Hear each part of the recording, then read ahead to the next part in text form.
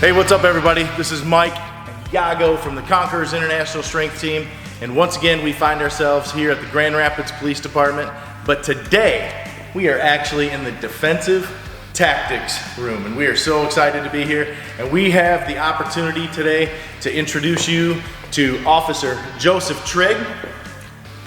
He is a lieutenant on the Grand Rapids Police Department. And Yago, what are we gonna do today? Oh, we're gonna have a whole lot of fun today. Thank you so much, first of all, for clicking and watching another Meeting the Human Behind the Badge. The Conquerors have been really adamant about making sure that everybody gets to learn what it is to be a police officer and what it is kind of to actually wear the badge.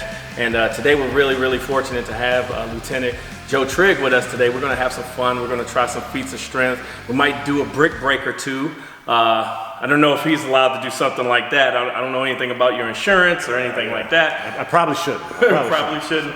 Yeah, Chief might frown on something like that. But yeah, we're gonna have a lot of fun. And as always, whatever you see the Conquerors perform, be it at your school, some outreach program, or even on a YouTube video, please don't do it at home. Feats of strength are very dangerous. You can and probably will get injured, so don't do it. All right, what's up? It's Mike here. And one of the things, if you've ever been to a Conqueror show, one of the things that you'll see is guys taking out a deck of cards. And what we do is we take a deck of cards in our hands. As you can see, they're all there, they're all together. We take a deck of cards in our hands, we place it like this, and we rip it in half. It takes a tremendous amount of grip strength to be able to keep the cards from sliding, much less being able to actually physically tear them in half. So what we're gonna do today is I'm gonna teach Officer Trigg the way that we do this, and we're gonna give him a shot at trying to rip it in half. Here we go. So what I do is I place it right here in my hand like this, the cards up against the pad of my thumb there, and I grip it the opposite way, and then I try to break it right through here, and rip it right in half. Yeah. All right? I know you can do it. We believe in you. I know you can do it. Here we go. Come on. His first attempt at ripping a deck of cards in half. Come on. Here we go. Lieutenant. Come on. Come on, Lieutenant, let's go. Come on, Lieutenant. You got this. Here we go. Easy money. Easy money. Come on. Come on. Easy money. Come on. Come on, man. Oh, yep, it's all done. Good job, man. Yeah, sorry. What do you think? You think that's a real deck of cards? It's definitely a real deck of cards, for sure. Got a real deck of cards. All right. No. All right. Did I rip one? No. Yeah, you got one. You got one. He made it a little bit easier on me. He got Loosen it up. he got some of the pressure out of there. So what I'm gonna go ahead and do is I'm gonna go ahead and take it and just get it started. Yeah, it's embarrassing. I've been doing this a little longer. All than right, you that's have. respect. Yeah. I definitely did not rip the first one that I ever attempted. Okay. So. Yeah. Well, now I might have to work on something on my off days, spare time. Hey, There you man. go. Like that. Yep. There you go.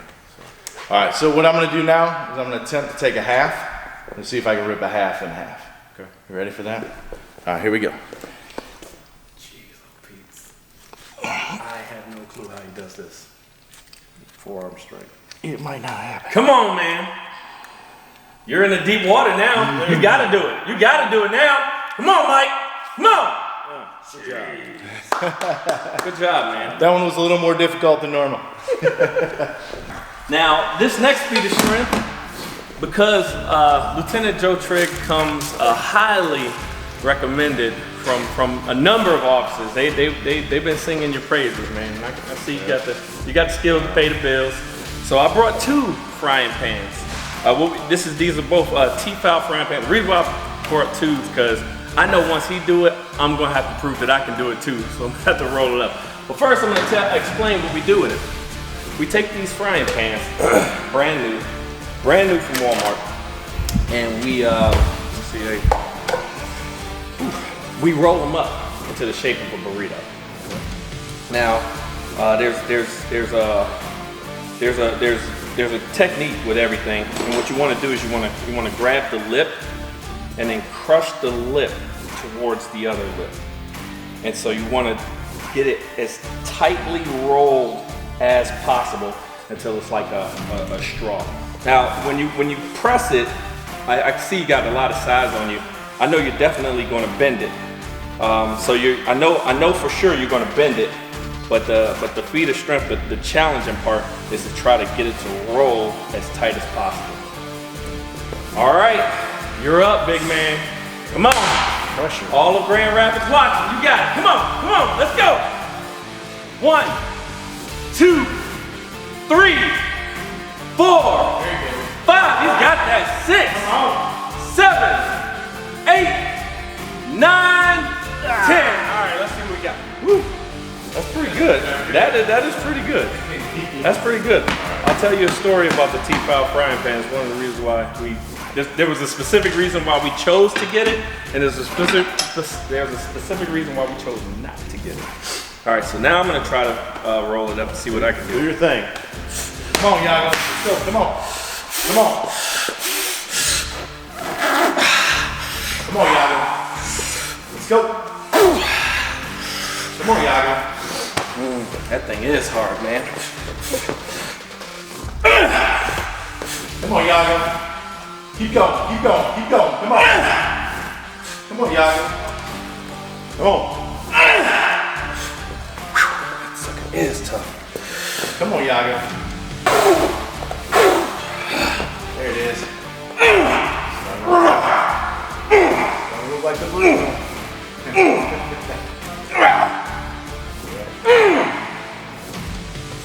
Come on, Yago. Next, what we have is another one of our crowd favorites. This is the number 2 St. Croix Steel Horseshoe. We literally take this feat of strength around the world. We call out big guys from the crowd, and we give them 10 seconds to try to twist this from the shape of a U into the shape of an S. And we're gonna give that opportunity to Lieutenant Trigg here in just a minute, and if you so choose. Hey, that's what I'm here for. That's what he's here for. That's what he's here for. So we're gonna give him 10 seconds to try to push it, but first I gotta kind of show him the technique that we use. And so we use a push-pull method, right? So the first thing you're gonna do is you're gonna brace it onto your leg. Some guys like to brace it up real nice and high. So wherever you feel comfortable, right? You're gonna grab onto it with this hand and with this hand, and you're gonna pull with one and push with the other. So you're gonna try to open it up that way. Usually you can get it started that way, and if it does, you get it to about a V like that, and then you're gonna take it over here and push it down, and that's usually where we flatten it out into the shape of an S. The other method that we use, some guys like to grab it overhand like this, place it here, and push down like this, like a tricep push down. Okay. I have never been able to do that. Can we just throw horseshoes instead? Or yeah, we could. Now, if at any point during these 10 seconds that you should... 2 towels, just one? Yeah, two is good. Yeah. If you should feel it popping or, snapping, that'd be a good time to stop. Tearing muscle? Yeah. You know when to push and when not to. Right.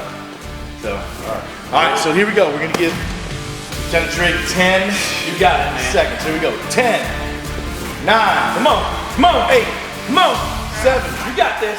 6, Come on, 5, 4, 3, 2, 1. Oh, you just figured it out. Just got the rhythm to it. Just figured it out. Yeah. Not much. Couldn't find a good counter pressure for it. No, that's good. That's good. All right, That's good. You got the gloves, so. All right, show me how it's done. All right, you ready? All right, Here we go. Come on. Woo! Good job, man. Dang. Are we going? Come on, let's go. Get it in there. Push. Come on. You gotta crunch it down. That's the hard part. Come on, crunch it down. That's the hard part. Let's go. Quit playing around. Let's go. There you go. All right, finish it. Make them touch. Come on. Make them touch. Come on. You got this. Woo. Oh, you got it. Good job, man. Woo. Way to make me look bad. Now, This steel bar, there's a contest, and I know they still have it. It's called the World's Strongest Man. And in the contest, in order to compete, you have to be able to bend a steel bar like this around your neck into the shape of a U. And we were doing that on this team until it got kind of easy. And so we started looking for a more difficult place to bend the steel bar. And so we started bending them over our skulls. And we call that the Tylenol moment, because it hurts. Yeah. And seeing me and you had the same haircut. Right. So but I'm gonna give you a chance to bend the steel bar over your head. Ooh. And then All right. now. More towels. Yep, we got some towels. I do have Aflac, so I should. See, we're gonna give you a. This is on the job training, right? Yeah. This is on the job training. That's right. That's right. Sorry, Chief. All right, my man. You got this. Yep, just like a lat pull down. Piece of cake. Come on, come on, come on, let's go. Come on, let's go. 1, 2, 3, 4, 5. Come on, 6. Pull, stop. 8, 9. All right. Woo. Yeah. That I is don't a- trust my neck. That's pretty tough, like a piece of steel there, huh? Yeah, a little bit. A little bit. All right, well, I'll try to. We started doing that until it kind of, for the guys on the team, it got kind of easy. So we started like trying to figure out new ways to step it up and challenge ourselves. And the Conquerors were at a school assembly, and I want to say it was an elementary school in Sparta, Michigan. And I'm not kidding you, Sparta, Michigan. We were talking to the kids, hey, can you guys think of a more challenging place to bend the steel bar? And a kid in the row, in the middle, said, bend it in your mouth. And I was like, I was looking for a teacher to, write that kid up or suspend him or something. But we stepped up to the challenge and we started to do that. And so that's what I'm gonna try to do right now. Come on, Yaga. Here we go. Come on. Come on. Here we go.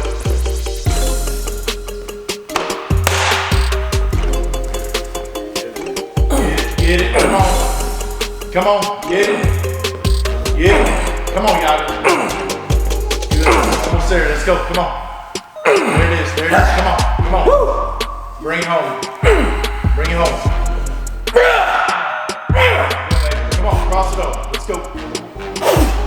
Get it. Get it. Come on, Yaga. Nice work. Nice work. Woo! I feel like somebody slipped us a real one in there. Yeah. Because we ordered Play-Doh. No, they're 100% real. I'll test that for sure. All right, so for this next feat of strength, we're gonna use the dreaded splitting mauls. And I'm not gonna ask you to lower this down to your face. There's a good reason for that. Thank you. Again, don't try this at home. But what I am gonna ask you to do is go ahead and I want you just to pick this up and about in the middle and try to keep it parallel to the floor as you pick it up. There you go. Parallel to the floor, not too hard, right? Nope. All right, go ahead and set it down. Back your hand up maybe about 8 inches. Try to keep it parallel to the floor as you pick it up. Getting a little more difficult? Yep. All right. Yeah, you got some strength to them. Yeah, that's pretty good actually. That's really good. Now I want you to put your pinky all the way to the back and try to keep it parallel to the floor as you pick it up. Nope. Probably not gonna happen, right? Nope. So even though these splitting mauls, even though these splitting mauls are not that heavy, just to pick up like this, once you put the weight out on the end, they become extremely heavy. Is that correct? Very heavy. All right. So what I'm gonna do is I'm gonna go ahead and I'm gonna grab both of these at the ends. I'm gonna hold them out this way and lower just the sharp ends down onto my face. You ready? Sign away. Get my watch on this, but just sign the waiver. All right, here we go.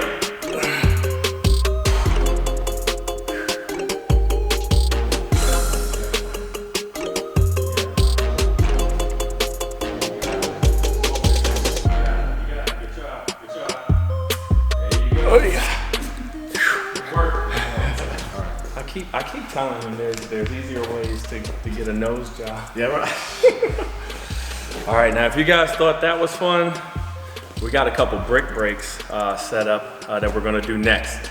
And like I said, and like he said, do not try this at home. Here we go. Come on, Big Mike. Come on. Come on. Come on. Come on. You got it.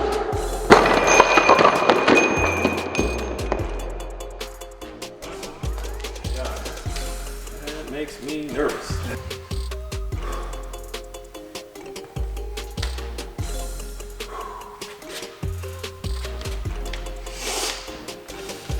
Come on, guys.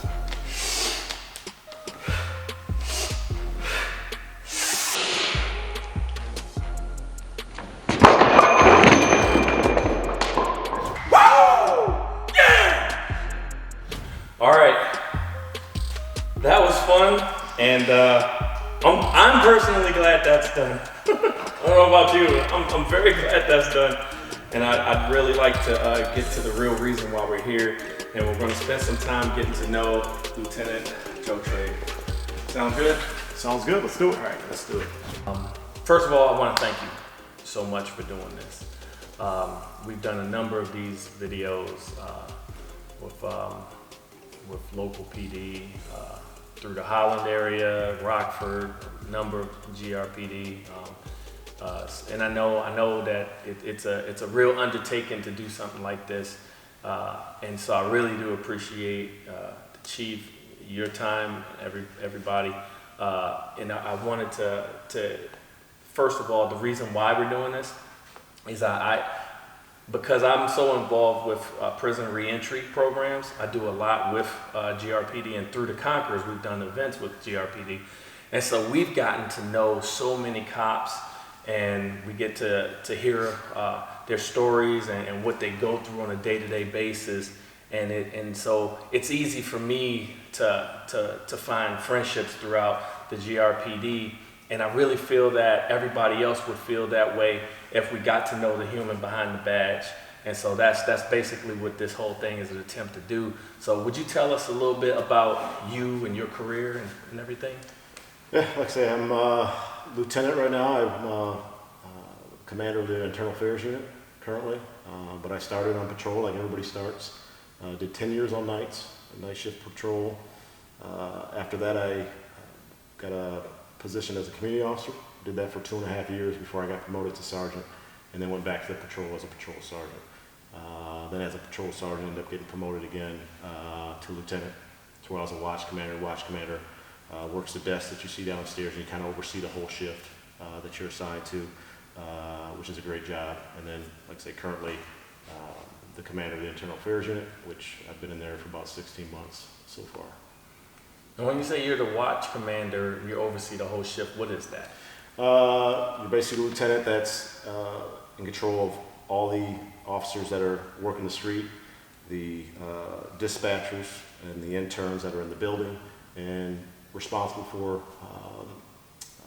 just overseeing it all, especially when you work nights, because the chiefs and the captains are at home, so you are the highest authority, which is kind of nice. You know, I like that responsibility that comes along with that. I think I have good decision making, so I like having that responsibility bestowed upon me, I guess, and kind of be able to affect the shift and kind of have your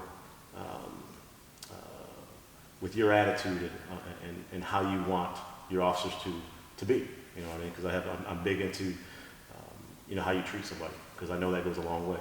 So you're able to, you know, mold the officers the best you can to kind of adapt to your personality and your character, because you're holding them to your standard, which I love that. Like I said, I love that responsibility. So that was my favorite job by far. So, but yeah, so that's it in a nutshell.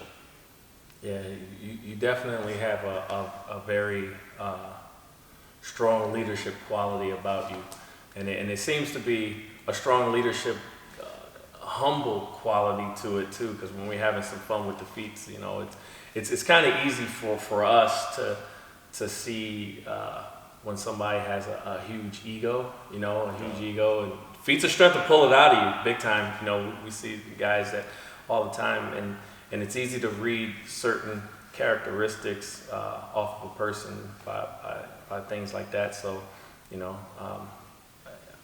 I pay attention to a lot of things, body language and stuff like that, and I can see that all over you. And Appreciate it. So in your role of being the watch commander and stuff like that, with the leadership and things like that, how long did you do that? I was watch commander for just about 3 years. 3 years. Yep. Okay. And then, like I say, took the position as internal affairs commander. So yeah, and I will do this job for probably another year max, and then probably go back to that watch commander position. Like I said, that's the one I take.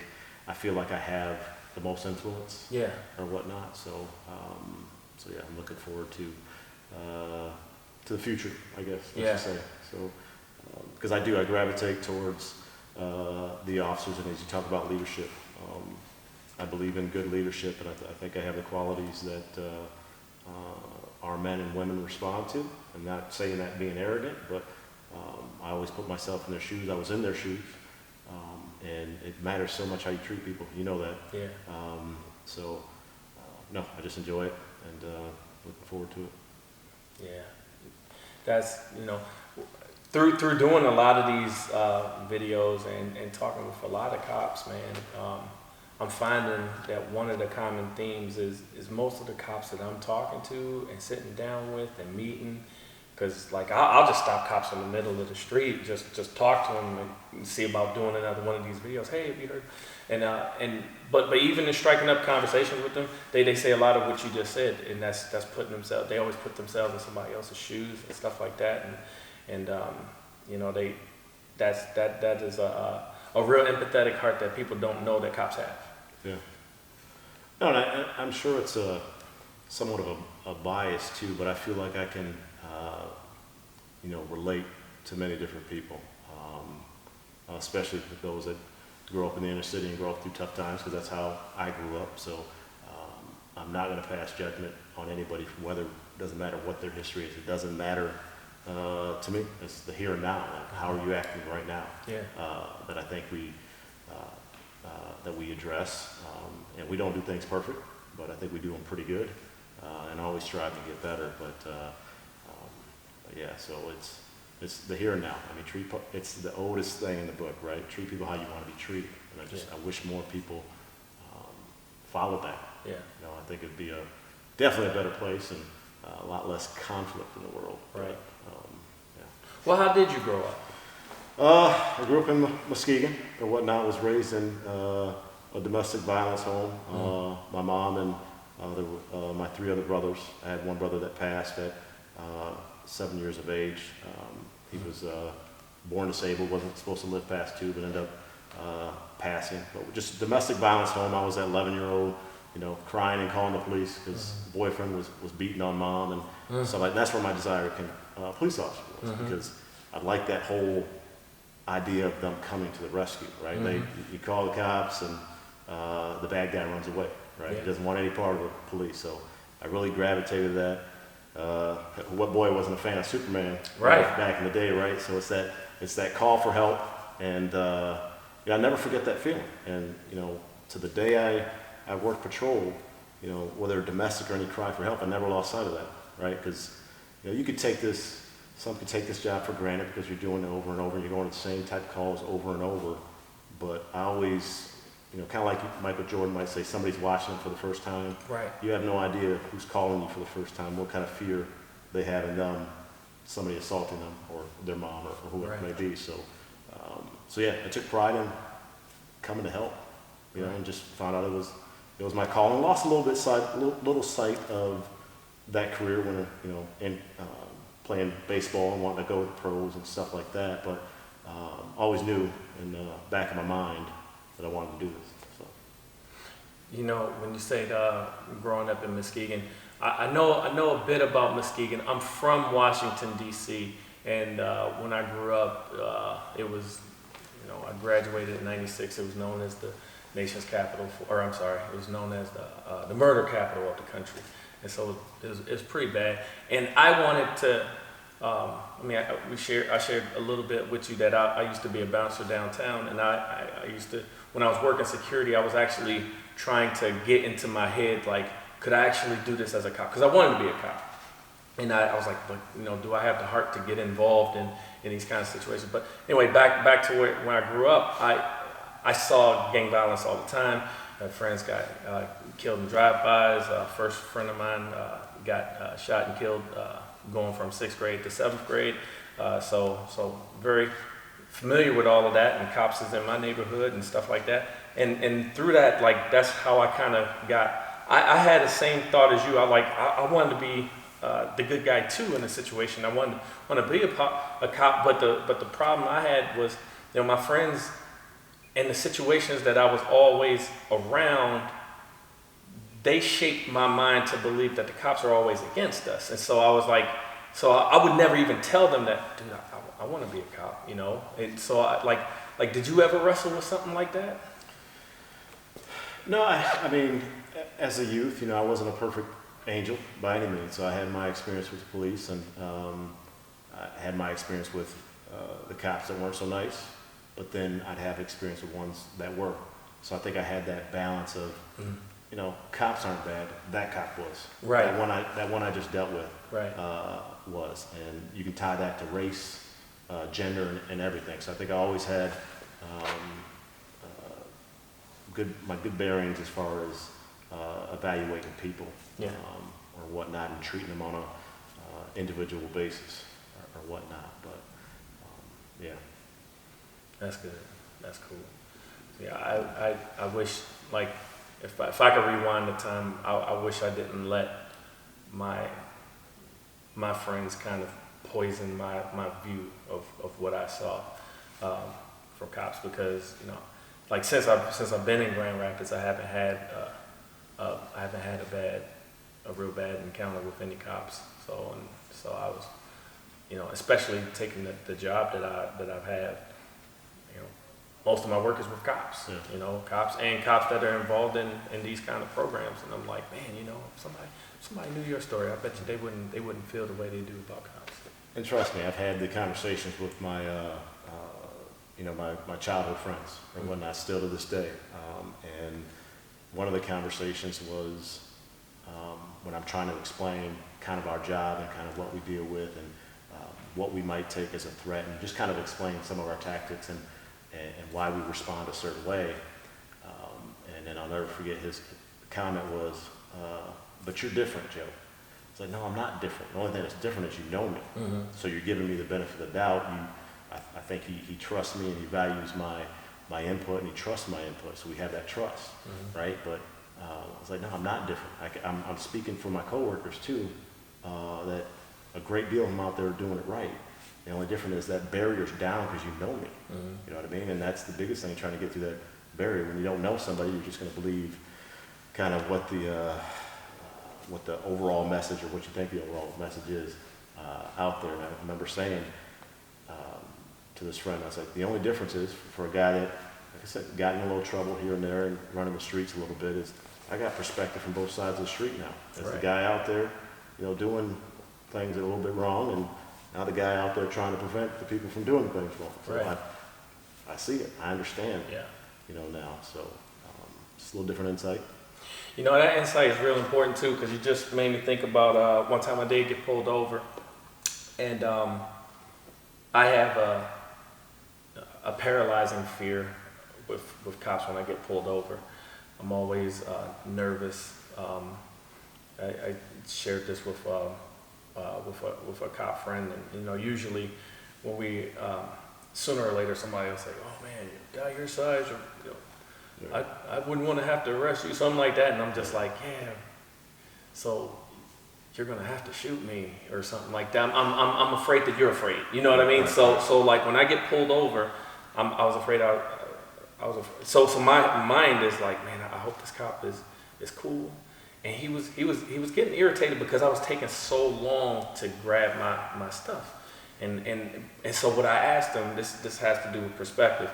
When I asked him, he was standing right here, and I was like, "Hey man, can you can you flash your light here? Because my driver's license in Tahoe. I was like, I don't want you to not see where my hands are.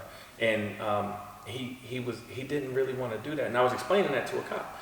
And I was like, what was that about? You know, because I didn't know if he was upset or if I didn't know if I'm giving him the wrong vibe. And we're kind of like at a stalemate. He's trying to put me at ease. I'm trying to make sure he can see my hands so that he's at ease.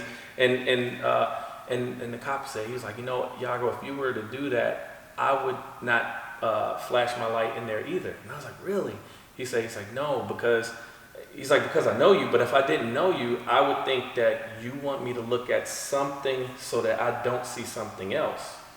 Like, I was like, man, I didn't even think of that. He was like, yeah, we have to think of every scenario when we go into anything. Well, we're taught from day one, I mean, what's going to hurt you are these, right? So Right. you reach in. So, you know, still to this day, we watch hands. Like if I'm talking to you, I see your hands moving when they're moving, or whoever. It's just it's ingrained in you. Yeah. So that's why we're so big into where you're reaching. Yeah. But obviously, if you're reaching with one hand, we still gotta have a peripheral view of your other hand too. Yeah. But no, if you're reaching with both hands, that would bring my attention to both of your hands. Yeah. Could you do something with your foot? Sure, but it's mostly these. There's a lot of times too, I get it when people get, you know, my times of getting stopped, you know, as a youth and knowing that I wasn't a terrible guy, but then I'm getting, you know, treated a certain way, and not necessarily bad, but being directed to do this and that. You kind of want to say, wait, it's just me. I'm not a harm or whatnot, but the cop doesn't know you. Right. Or whatnot. They don't know anything about you, and depending on where they work or what their experience has been, they've probably been involved in several things to where things went south, or so to speak. So, so I get that, you know, now when I stop somebody, and even though it's been a while because I'm in a different position now, but that whole thing of, hey, why me? I'm a good dude, and it's somewhat intrusive, but we have a job to do to stop, even when we have legal authority to stop you, to say, hey, what are you doing? Where are you going? You got some ID. It's like, you know, it's you know, it's people are insulted by that sometimes, and I get it, because I was like, I'm minding my business. What are you doing? You know, that's my first response as a youth. I wanted to be, and I get that. But a lot of it too is how we deliver it, how you come across to somebody. And I think if you know that when you have this authority and that you stop somebody, that they might be a little bit abrasive, and just don't take that as threatening right away or whatnot, or don't be because they're being abrasive, you get abrasive. You know, try to, you know, we do a lot of stuff with de-escalation and trying to just, you know, get people to relax a little bit. Just be willing to have that that verbal back and forth to try to ease their tension a little bit and explain, listen, I'm just, you know, doing my job type thing. Hey, we've been, you know, having some beanies in the air or whatever it may be. I've always said in my days when I was out there, hey, you gotta, to find some people out there doing the wrong, you're gonna stop and talk to some good people. Yeah. So it's just part of it. You know, I don't mean to offend you, but it's part of my job to stop and talk to you. Sorry you take that as, you know, insulting or disrespectful that I'm stopping you from carrying on, but I gotta have a balance and do my job too. So it's tough. It's, as you know, you've talked to a lot of cops and been around. It's just what it is, and it's gonna be, you're gonna have that conflict, I think. Yeah, one thing that you made me think of, one guy was when he was saying, like, one cop was talking about when he stops people, they might be kind of like irritated just with the fact of being stopped and stuff, and he said, but he always puts himself in their shoes, like, this person is probably in the middle of their worst day. You know, for me, I see this a lot, or I get the calls and I have to go to the next one. But this is the first time this person's going through this, and so he tries to, I don't know, he had a really good perspective on the way he approaches that kind of stuff. Like I try to share with younger officers, it's not personal. Mm-hmm. It's not, the issue isn't with Joe or Lieutenant Trigg, it's the blue suit.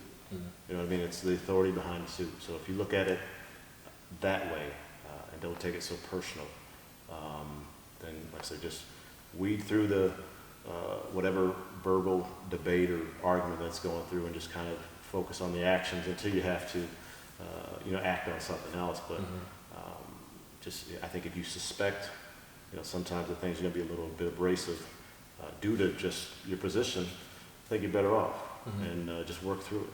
And if you kind of, like I say, expect it and don't be so thrown off or agitated by it or whatnot. Yeah. So. Yeah, that's good. And just being, I guess, willing to be flexible in all of these situations. Just like, how do you deal with it here, though? I mean, it's tough. I mean, I'm a high character guy. I think I think most. I like to be liked. You know what I mean? I like to. I like you. Yeah, right. I do. I like people. I don't think I've ever lost perspective of the value is in people, relationships, and family, and things like that, not tangible things. So it took some getting used to this job of the authority, the responsibility, and directing, people to stand here, do that, and take away their freedom when you're arresting them and be the bad guy. Everyone thinks of when I'm thinking of being a cop when I'm younger, I'm talking about coming to the rescue, right? Right. So I'm envisioning, people like my mom getting assaulted and little kids in the house, and I'm going to come and take the bad guy away. And everybody's happy to see you. And everyone's happy to see you, but the reality is not everyone's happy to see you because that suspect that, assaulted somebody has family or whatnot, and we learn too that obviously sometimes the victim changes their mind and now they're grabbing on to, her loved one. Yeah. They change their mind and they might jump on your back. So, and then, you got kids, screaming because now you might be taking dad or mom to jail or both. So, just like a lot of things, I didn't have the whole picture. Right. It's not all, you gotta issue citations for speeding because, that's the number one complaint from citizens of Grand Rapids is this, traffic issues. And you have to address that because that, speed and safety of everybody in the community. So, it's not all coming to the rescue and just that's a negative part of it, but it's needed or whatnot. So being a cop in Grand Rapids, what's that like? It's good. It's a big growing city. I chose Grand Rapids over my hometown because it was a bigger department. Had a lot of different units, specialty units that you could kind of get into. It had a room for advancement because it was a bigger department. And it just came highly recommended. I think their training was recognized across the nation of just being a good department. So, I mean, that's what drew me to it. I think it's got a very diverse community. And, I mean, like I said, I grew up in not the best neighborhood or whatnot, so I know there's diamonds in the rough. I know that some of these communities that are experience a lot of violence, that there's still good people in these communities, and it's tough because they're somewhat trapped in the pressure of speaking out because they know the police can't protect them 24/7, right? Yeah. So they'll have to deal with the repercussions of snitching or telling some information or whatnot. So it's tough, but I think at the end of the day, most citizens want a nice, safe community to be in. Yeah, for sure, man. I remember, this is how old I am. Woo! I was playing Kung Fu on Nintendo in my basement. And it was the first time I ever heard a drive-by shooting in DC. And it just sounded like firecrackers. I didn't know what I was hearing. I'm just sitting there and all I hear is and I was playing, and then next thing you know, the phone's ringing, and I'm like, Dad, is somebody gonna answer the phone? So I go upstairs, answer the phone, it's for my mom. And I'm like, where is my mom anyway? And I go walk outside, and there's red, blue lights everywhere. And there was a drive-by. I'm standing there with the cops because she was watering our front yard, and she saw the whole thing. She saw the car come out, light up the whole side of the street. Nobody got killed, thank the Lord. But my mama is standing in between like 5-6 cops, and the whole neighborhood is standing on one side of the street. And I know that there's a couple guys in this group that I don't want to hurt my mama. Right. And so I make a beeline over there. I'm like, Mama, come here. And she was like, no, get off of me. And I'm like, Mama. Because I was just thinking, somebody's going to watch her. They're going to see me, and they're going to light us up. They just sprayed up my block. And so I was like terrified. And I know specifically that there are some people in Grand Rapids that feel the exact same way, man. Absolutely, and that's the challenge, right? Because how do you provide that safe environment, that community, but also have it where community and police are truly working together and willing to say, we're not going to tolerate this type of behavior in our neighborhood. We're going to share that information with the police to get those responsible. But then I understand there's trust issues that go back a long ways or whatnot, and you can't just easily climb out of that or whatnot. So I don't know, and I think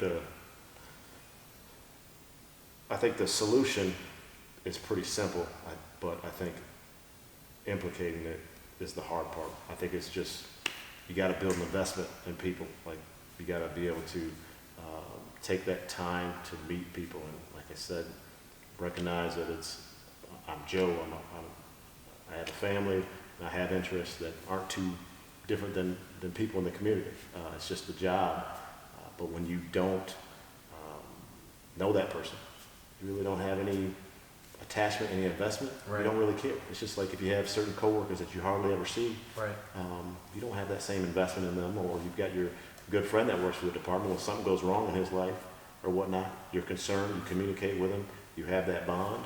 Another employee, because we're a fairly big department, you don't know too much about them. If they're going through something, you might be empathetic to it, but it doesn't really affect you as much. And I think the more you can build that relationship with the community, the easier it will be to help break down those walls and build that trust. The issue is, like I say, how do you implicate it as far as being short-staffed, stuck in the police car all the time. It's hard to have contacts when you're just rolling around in the car responding to different calls and not having that free time to get out on foot like the old days and engage people. I can think of times, a guy raking his yard, and I'm doing a foot patrol I'm a sergeant at the time, I'm doing a foot patrol with one of my officers, and he's raking the yard, and we walked by, he had a Michigan sweatshirt on. I'm a Michigan fan, so I just kind of struck up a conversation about Michigan, and he was abrasive. He wasn't feeling it. I knew it, but I wasn't thrown off by it right away. I kind of was persistent with it, and long story short, before it was done, he stopped raking. He's kind of leaning on his rake, and we're having a good conversation or whatnot. So that's what I wish we had more time to do. But things seem to move towards short staffing and just running calls. You know what I mean? And we're showing up when people are having a bad day or their worst day or something's in trouble. And I know we're trying to do more community events to show the other side of us or whatnot. But I think at the end of the day, it'd be nice for the officers that work in the neighborhood to know the people in the neighborhood, to have those ties and those relationships and that investment. So when you come to a call, domestic or something serious, that they know a little bit about you inside, to know that you're a good dude or lady, and you're going to treat the situation fair. But that's the challenge. I think that's a challenge for every police department across the country. So how you're able to do that. But I think you guys are on the right track. I'm working with Officer Gomez in a couple of events to do outreach for Grand Rapids to stop the violence stuff, and I'm very optimistic. Otherwise, I wouldn't do this. I see a lot of potential for growth and potential for healing, and I think those are the kind of things that does bring a community together, and it does get somebody to think like, okay, the cops are here for us, not against us, and like you said, being able to be staffed enough to just go out in the community, because that you get that negative association. If the only time you see them is during a time of crisis, then that's the only thing you relate it to. Absolutely. I got the analogy of like if you grow up with mom and dad, and the time dad is talking to you or addressing you is just when it's disciplining you. Right. The only time he kind of says anything, it's you've done something wrong. Right. Mom's doing all the nurturing and this and that. You're going to associate dad with negative and yelling at you and things like that. And I think that's what I feel with the job. Sometimes it's just like, it's here comes trouble, so to speak. You're gonna take somebody to jail, and wreck somebody's life, or try to get somebody in trouble and whatnot. And it's tough association, but because there's a lot of great stuff that we do, but as we've talked, kind of off camera, controversy, sells, and the tragedy stuff sells. The feel good stories aren't necessarily the things people want to share unless it's a slow news day. That's right. So. And that's exactly why we're doing this. That's exactly why we're doing this, is because, like, I want everybody to know about all of the programs that you guys are involved with, all of the good that you do, and then I think people will be like, oh, I didn't know that. I didn't know they did that. I didn't know that officer felt that way, or this, that. I never thought of it that way. If we're not part of the solution, then we're part of the problem. So. Amen. But so how does a job like this affect your heart, as far as, like, because you do a lot of good, but you see a lot of bad stuff. You see, it's got to be like this being pulled in so many directions. One cop in Rockford was talking about how, like, if he has to go to a call and he sees, like, something happen terrible to a child, he's on that call until that call is done, but then he has to go right to another thing. And it's like, how do you shake something like that? It can be a mental challenge. It can definitely drain on you throughout your career, because, like I say, you're seeing some of the worst society has to offer. I mean, from some of the whether it's sexual assaults or just the violent assaults you're seeing. Don't quote me, but I remember seeing a thing talk about your average police officer, will witness in his just 1 year what someone won't see it in their lifetime, right, or whatnot, just in their first year, and it might even be less than that. But the whole point is you see so many things which can kind of desensitize you, right, to certain things, to that pain and anguish or whatnot. But I think that's more of a defense mechanism to be able to deal with it. Yeah. Seeing kids tragically die, whether it's an accident, that's the worst. I think we'll all admit that. That's the one you never get used to. But no, it's a challenge. I think that's why it's important to be healthy in your mind, like whether it's with your finances, your relationships, your hobbies. You got to have those things. I think you got to, once you punch out of this job and go home, you need those things, because what you want to do initially is kind of disengage from everybody, because you start to think, everybody's negative, everybody's out to get you. I'm sure you've heard the thing of cops wanting to sit with their back to the wall so they can see the door, things like that, because you can't turn it off. So I think the best of us, if you can keep that positive outlook throughout your career, is that you've got interests outside of law enforcement. You don't have financial trouble where you're working crazy overtime because you just want to work. You need your time away, because this is a challenging job. It's just like, I don't know about you, but my closest friends, they aren't negative people, because I don't like to hang around with negative people. Right. It drains on me, right? So I want to be around positive people, that positive outlook, because it's good for the soul, it's good for the body and mind and all that stuff. And but at work, you have a job to do, right? So you're going from situation to situation, 12 hours and things like that. If it's a tough night and stuff you see, and I think we do a better job nowadays with our peer support program when we have something tragic, like a baby death, or maybe the officer was involved in a chase, or just some traumatic event, of reaching out to them and checking in on them.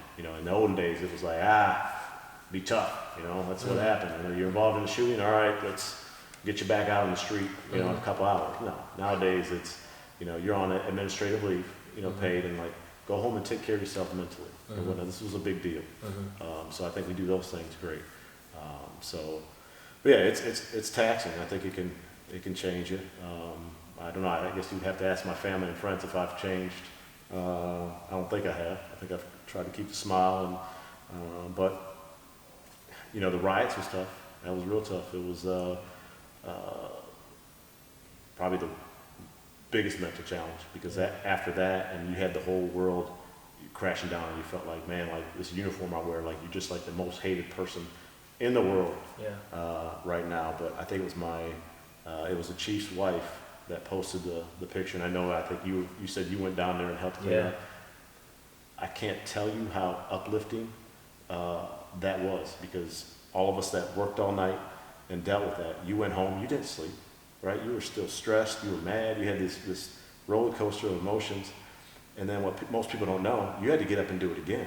There wasn't another ride the next night, but you were on guard, so it was get dressed, go back, do the same thing. We did that for so many nights in a row, but sitting there laying in bed after trying to get maybe a couple hours sleep after that night, and looking on Facebook and seeing, like I said, my Chief's wife posted it, and some people cleaning up, and it's like,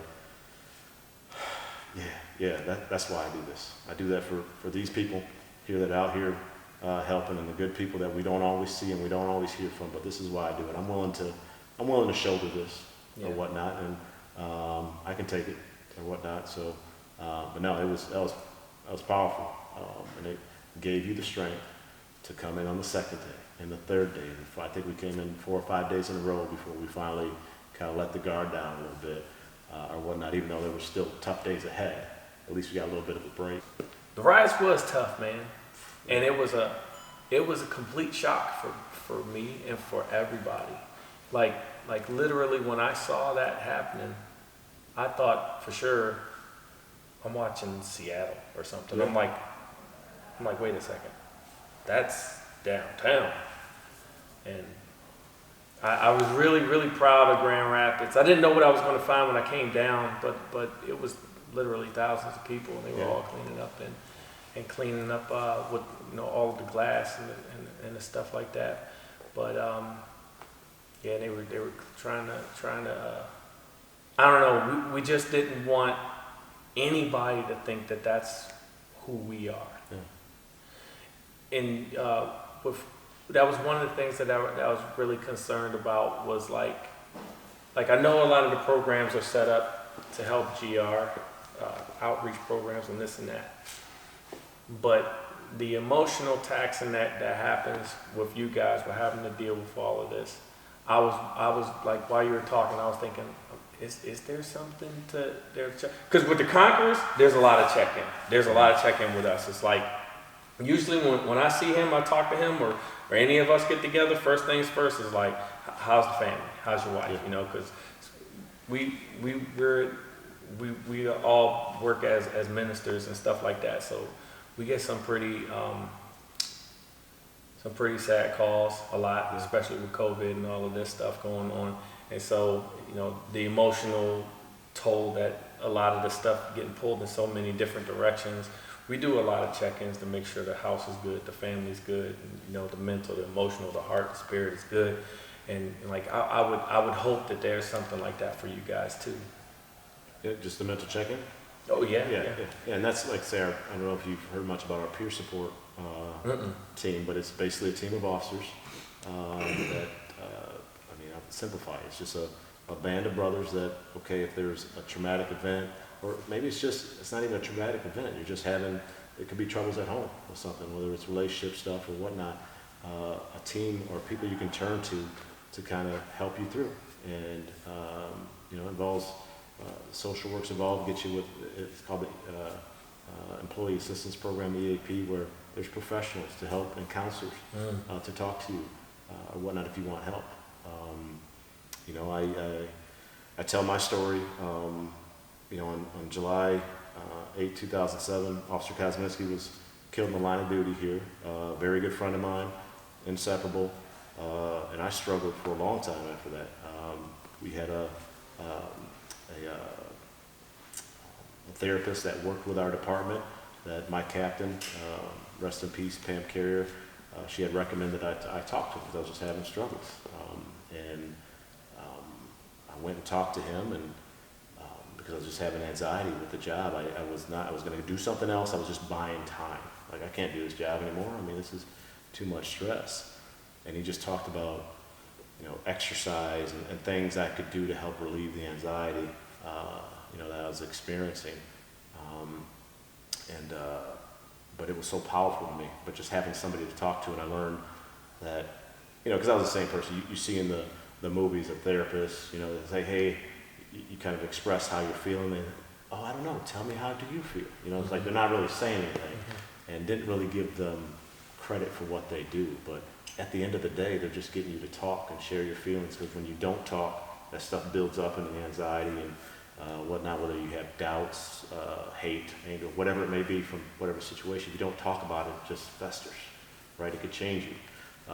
Long story short, I opened up to him, opened up to friends, got to exercise, because I got out of weight in this, I got overweight in this job, and the weight room became my medicine and whatnot. It's where I can go out, get my anger out, get my sadness out, everything, and just kind of recover. I had the support of the peer support team here, which I'm now a part of, good friends here, that really put me on their back and kind of got me back to enjoying life again, and thinking, okay, this is tragic, but it's not the end of you. You can work through it, and perspective too, because there's people in the world that deal with a lot worse, than what I did. But yeah, you need those support systems, especially in this job. I think you just need them in life, period. Yeah. Any job or anything you're struggling with, you got to have your outlet, and I think we do a good job with saying it's okay to feel this way, or it's okay to cry. I imagine you could not cry in this job, 20 years ago or 30 years ago. You'd be looked at as soft or whatnot, or have that peer pressure. But yeah, the strength of having somebody to talk to, and whether it be a professional or just a good friend that's willing to take that time to invest and get you back on your feet, literally or figuratively. So, Yeah.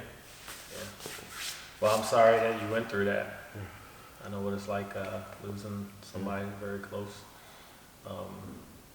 All of my friends, pretty much back in D.C., I lost to violence in the street, or they're doing prison time.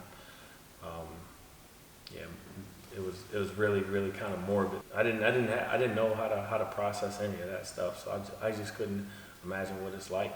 In fact, one of my friends who was a bouncer, he passed away probably about 4 or 5 years ago, and we stood shoulder to shoulder in 30-man fights, but we didn't have any Kevlar or body armor or nothing like that. So, but then again, once we got the guys out, that was pretty much it. We can just go back, and then so when he passed, took a lot of guys by shock and stuff like that. So yeah, I don't know. Some guys still trying to process that. No, and like I said, if you don't professional or have some outlet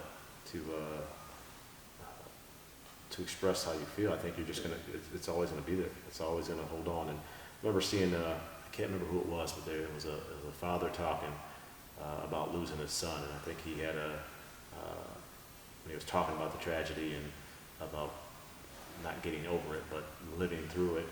He said it's always right beneath the surface. Mm-hmm. You know what I mean? So that's what I think about. It's always right beneath the surface, but you learn how to manage it. Mm-hmm. You know what I mean? You manage the emotions, whether it's a song or a place or something that is a trigger to that memory or that mm-hmm. person that you lost. You learn how to manage those triggers mm-hmm. or whatnot. But it's all right beneath the surface. It's not, it's not buried deep, but I just wish those dealing with any tragedy that they're able to get what they need to get out. I just think if you don't talk to somebody or whatnot, that's going to be there, and it's going to manifest, like I said, into anger, whether right. You're assaulting somebody, or drinking some type of substance abuse of some mm-hmm. kind, and whatnot. But yeah. So. Well, with all that going on,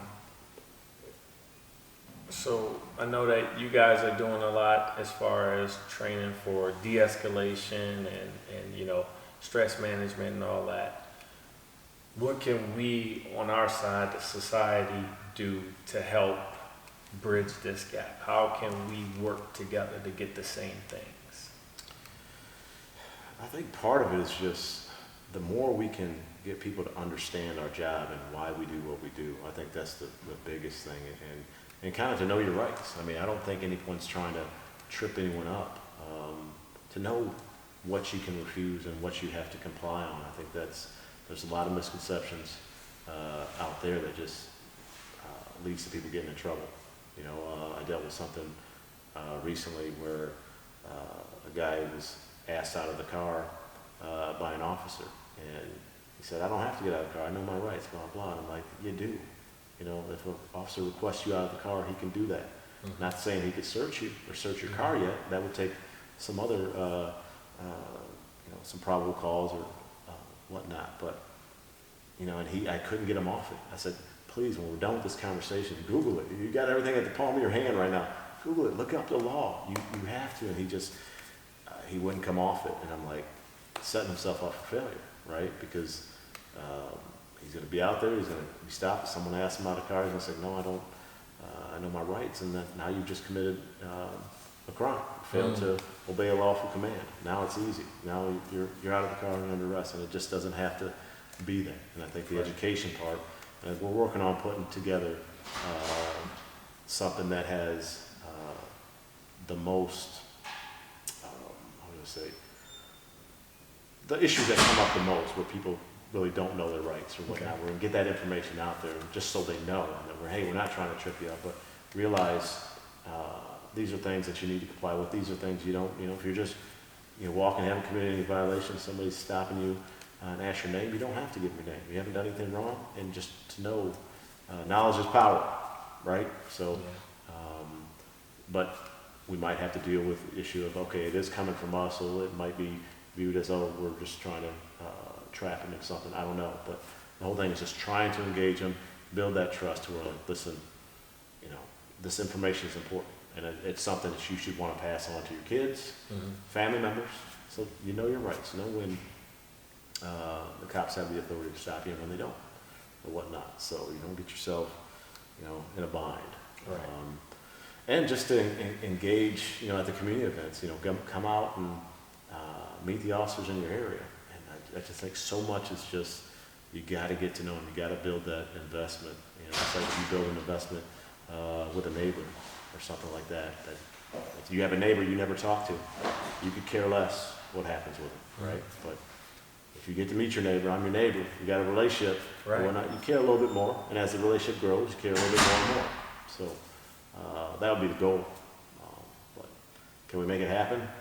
I think gradually. Yeah. So I think we're moving in the right direction. Yeah. Yeah. And how do you, so for those kind of situations, say you're a new guy on the force, and so he's taking his cues from you, and so how do you guide him into that? He just got the badge, he's just going out on patrol. Maybe his thought is, can't wait to catch the bad guy. Who's the bad guy? Looking at, is that guy the bad guy? Let me pull him over, see if he's the bad guy. What do you do with that cop? it's a balance.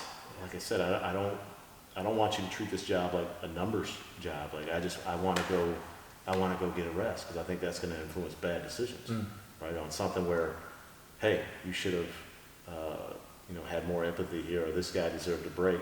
Some common sense involved here. A lot of this job, you do have some discretion still, and to make a right decision. So I don't want you to get caught up in the numbers and, arrest stats and things like that, which I don't think we have any issues with that. But realize you're dealing with people. You don't play with people in their lives and things like that. So we want guys that are going to have good judgment. And like I said at the beginning, it's the oldest saying in the book, it seems, but treat people how you want to be treated. Go out and realize that I'm not going to write tickets because I just want to get tickets and impress my captain or something like that. But hey, is there a speed issue in your neighborhood? Okay, I care about the kids and the people in the community. I need to address this, and I've been given this authority to do it. So do it. You've got burglars in your neighborhood. Get out there, try to identify people that you think might be up to no good or whatnot, but still do it with a demeanor and sensitivity and consideration to it that is respectful. You don't have to be abrasive. Sometimes being abrasive is just fear, right? Of the unknown, whether it's the community member you're dealing with or the officer on both sides because you don't know each other. I get that, but to choose your words carefully because as we know, especially as a supervisor, you can ruin the whole encounter by the first few things that come out of your mouth or whatnot. So on how you, what's the saying too, it's, you know, you might forget exactly what happened or what was said, but you'll never forget how somebody made you feel. That's right. Or whatnot. So just to understand the value, you know, in that on how you say something, you know. Like, take your hands out of your pocket. You know, it's like, hey, can you take your hands out of your pocket? You know, it makes me more comfortable just to make sure, you know, there's no misunderstanding with anything, just while you talk to me just for a minute. Or can you put your phone down and talk to me for a minute? Put your phone down. Yeah. You know, those type of things. Yeah, it's the way. I think you set yourself up for failure. Because a lot of times you can't make them put their phone down, but you're barking these orders. And it's abrasive. There's a time when you got to take action.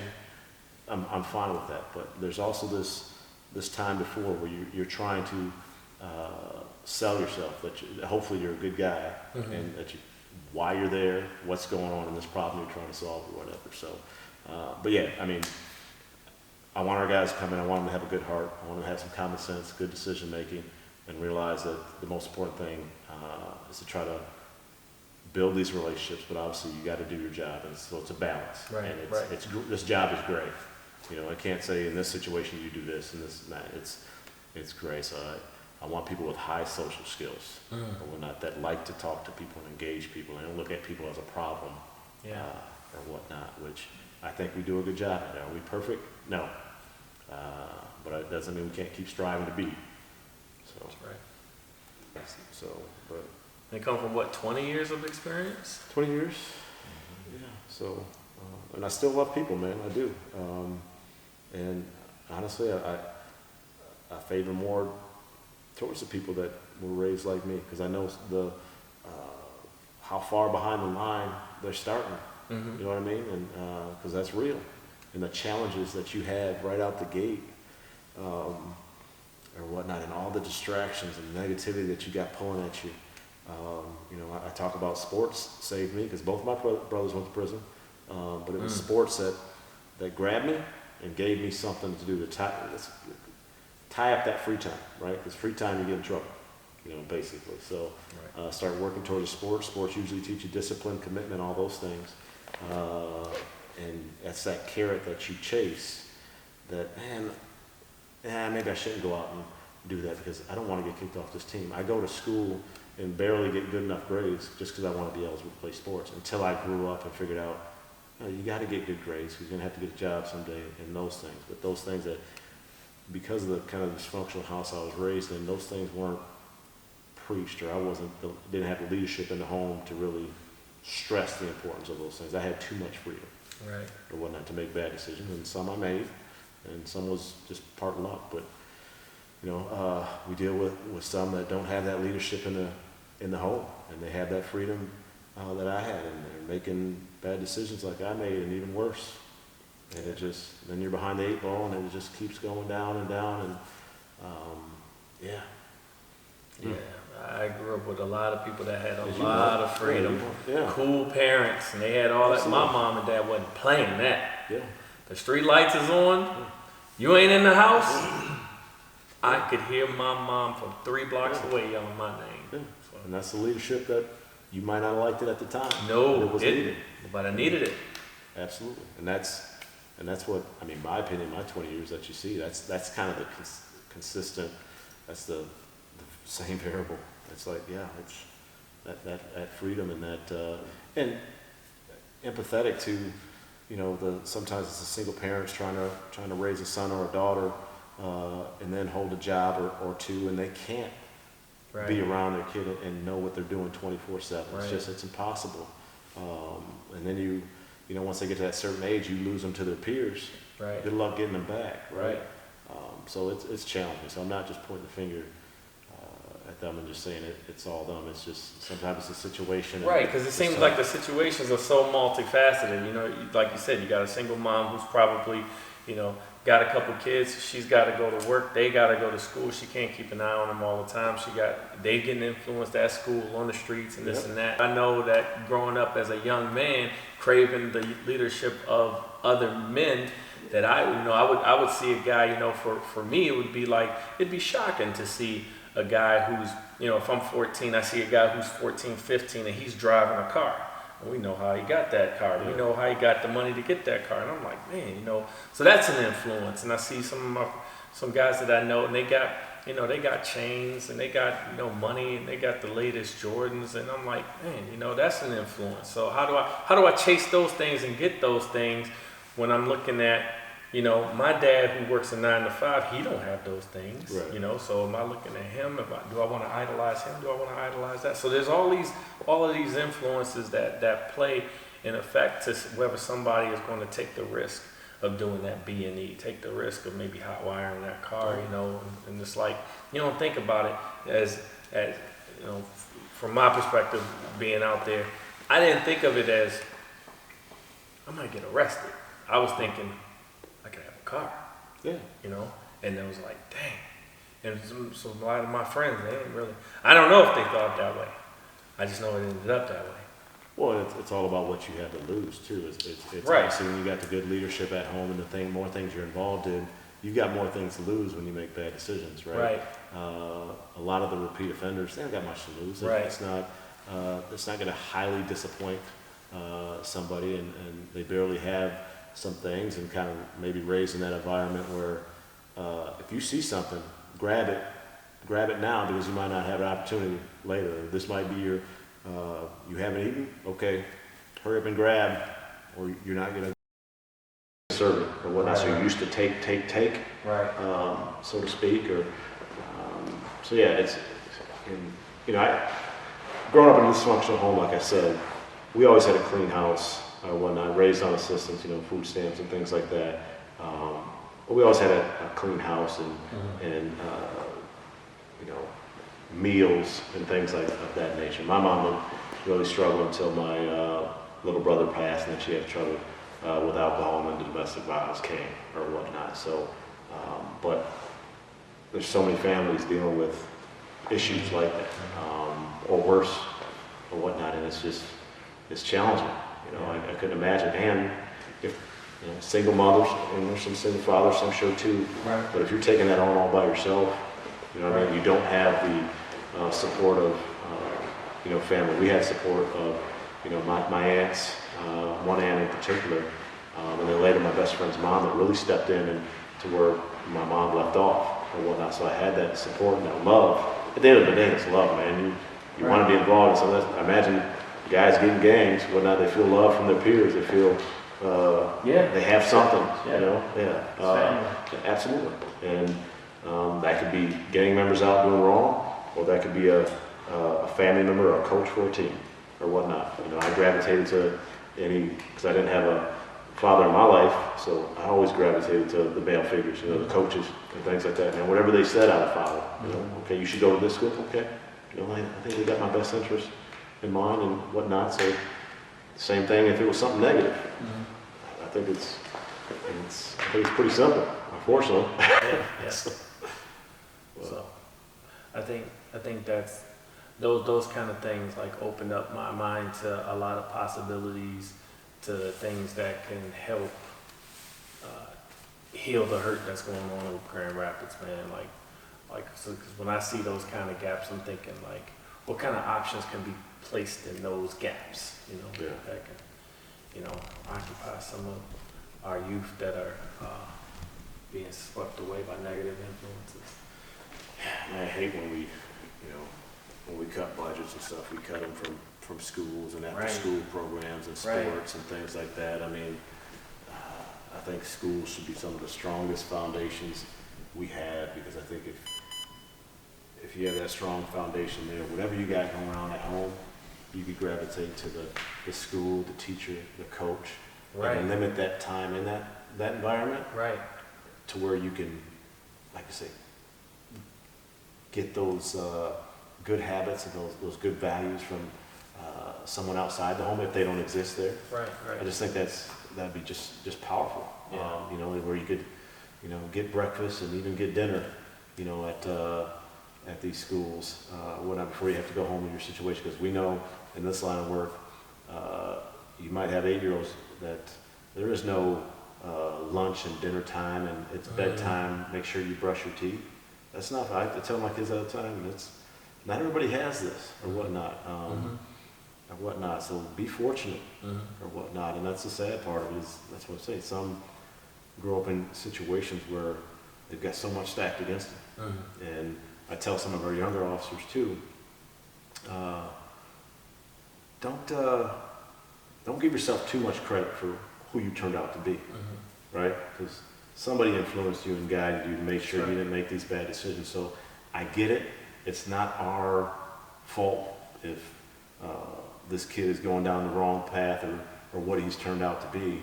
But realize too, the situation he was born into or what lack of leadership he's had in the house, that he hasn't gotten on the right path.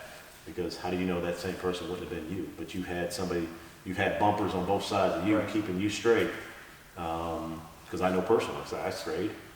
So just don't take too much credit for who you are as a person. It takes a village.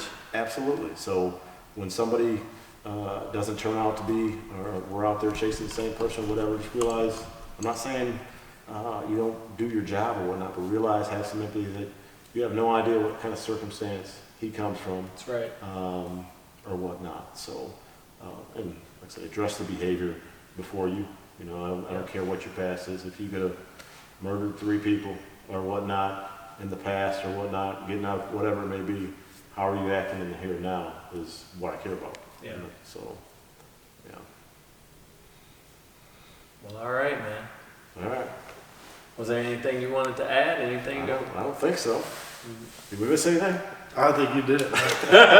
you were on a roll, bro. That was good. I will, like I said, I'm passionate about this job. I can tell. I have opinions about it. I'm not saying they're all right, but I have opinion. I have experience over 20 years on what I think I see. And at the end of the day, man, you just got to respect people. Yeah. And yeah. We're all human. I know it's cliche as it sounds, but it's true. Yeah, absolutely. That's why it becomes a cliche. Yeah, That's right. That's right.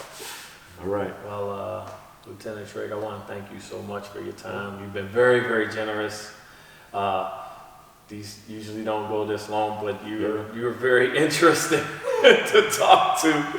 Not that the other guys were. Cut! Yeah, right? No. There's just a lot of meat on that bone, man, and I really appreciate you and GRPD and by the way, where are we? What is this room? This is our defensive tactics room. This is, or what we call for short, DT. We're going to run different drills in here, from handcuffing to takedowns to different strikes, as you see the dummy pros, spar pros up here. Yeah, We'll practice our different punches and kicks, and we'll take each other down. Usually, 50% speed. We don't want to get anybody hurt. Yeah, 50% from you. Yeah, That's probably enough. and we'll do. Even though we have a scenario room, we'll do scenarios in here too, whether we're entering from the outside in the hallway and we come into a situation, or as you see, what we call the hood drill, look a shower thing. They'll drop that down over you so you can't see, and then they'll lift it up, and a situation will present itself and see how you handle it. Because in the job, that's how things happen. Sometimes you driving down the street and boom, something pops up in front of you, or you're in a house or something and something presents itself around the corner that you have to act quickly and make the appropriate decision. Okay. So just muscle memory, just to train. We do DT twice a year. We're actually in the process of doing it right now. So to keep everybody fresh and whatnot. So. Okay. Well, cool. Now, I appreciate you guys too. Like I say, it's always nice and comforting when you talk to somebody that appreciates what you do and understands law enforcement, is willing to sit down and understand it. That's all you really want at the end of the day. And, we know there's a lot more people that support us than we technically can hear. Right. But those that speak up and support us, we appreciate it. And like I say, what's keeping us going, like after the riot, what keeps you going? You didn't realize that There's a lot more out there that support us. It's just we hear the negative voice more than the positive one, but you gotta realize the ones out there, people like you that are showing support and preaching the good word. Appreciate it. Absolutely. Thank you so much. Thank you so much. Thank you, brother. Yes, thank you. All right.